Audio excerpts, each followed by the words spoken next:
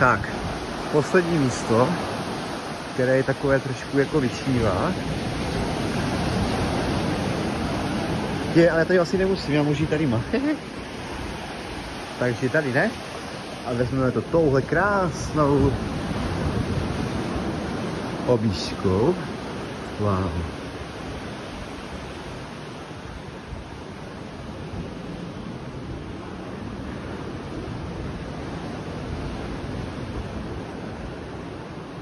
Jeskyník.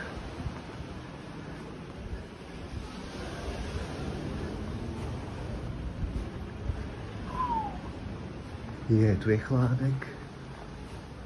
Tady bude taky voda za chvíli. Ty vodo. Tak takových tady na tom pobřeží je miliarda, to je pravda.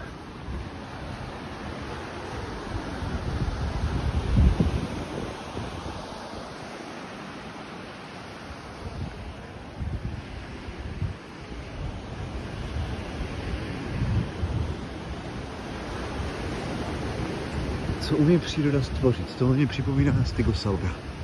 Je to stegosaurus nebo želva, hlava želvy a je malý očičko tam vidím.